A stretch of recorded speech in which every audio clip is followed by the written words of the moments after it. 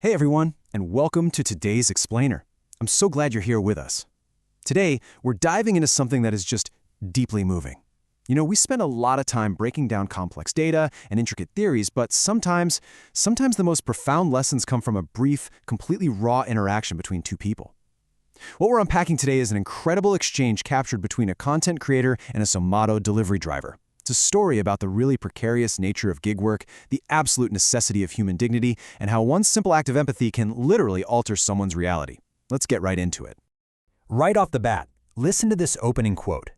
The moment these two men meet, the delivery driver is just full of immense gratitude.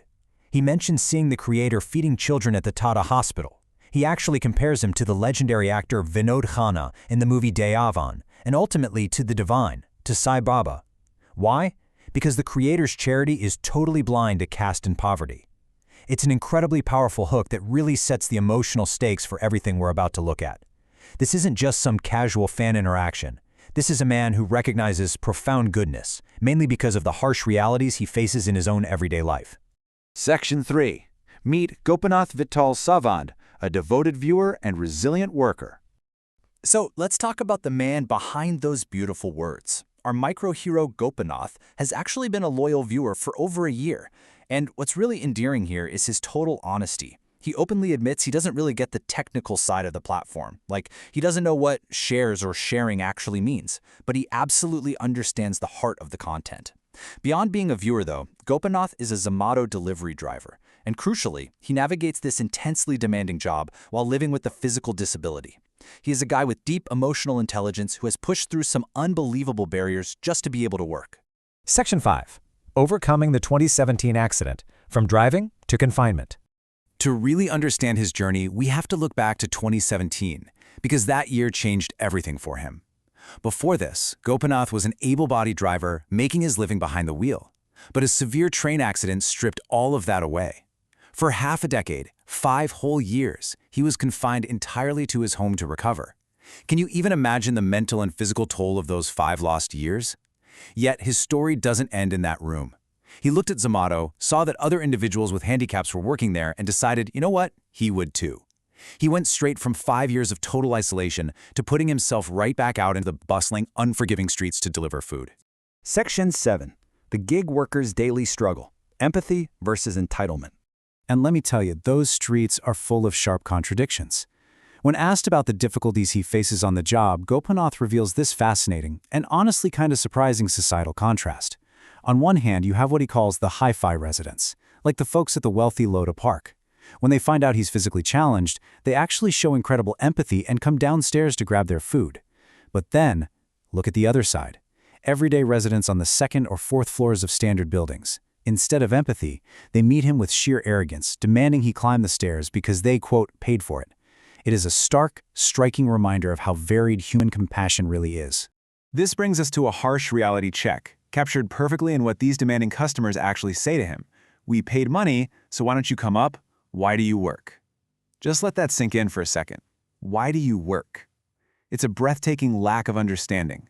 They look at a man with a physical disability and essentially question his very right to earn a living in their presence. They don't see the 5 grueling years of recovery. They don't see the struggle. All they see is a delayed convenience for their dinner. Section 10. Choosing dignity over begging. A conscious choice for self-respect. But Gopinath's response to that kind of ignorance, it is absolutely profound. He says, I am handicapped, but I am not begging. This is everything, guys. For Gopinath, putting on that deliver uniform is not just about participating in the gig economy or making a few quick rupees. It is a fierce, highly conscious choice to maintain his human dignity. He explicitly says that if he wasn't doing this, his only other option in society would be to beg. He's just asking his customers for a tiny bit of grace to just come downstairs so he can preserve his self-respect. He is choosing pride and hard work over pity every single day.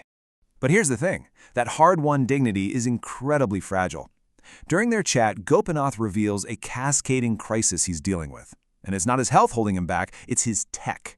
Step 1, his cheap mobile phone hangs constantly. Step 2, because it hangs, he can't accept or complete his orders efficiently. Step 3, this puts him at an imminent risk of the delivery platform's algorithm just blocking his account. And Step 4, if blocked, he faces a total loss of his only source of dignified income.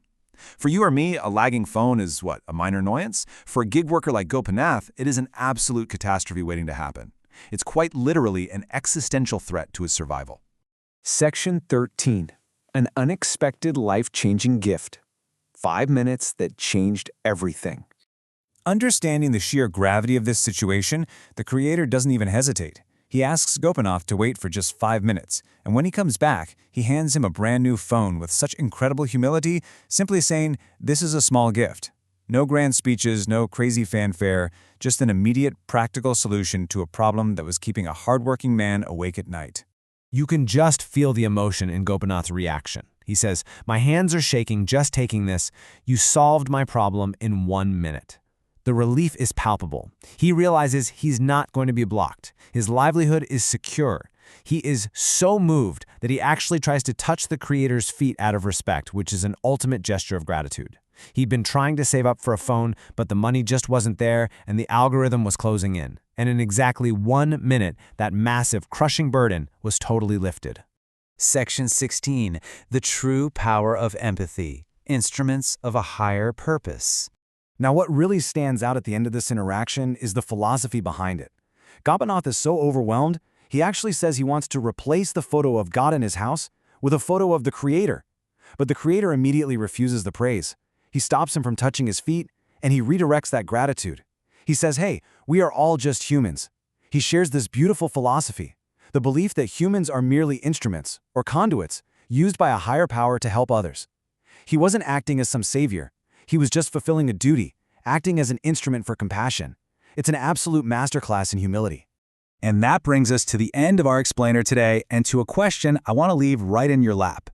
We've seen the struggle, the immense pride, and the razor-thin margins these workers operate on. So I have to ask, next time you order a delivery, will you show a little more empathy? Maybe just walk down those stairs. Think about the invisible battles the person on the other side of that app might be fighting. Thank you so much for joining me to unpack this really powerful story today. Stay curious, stay empathetic, and I'll catch you in the next explainer.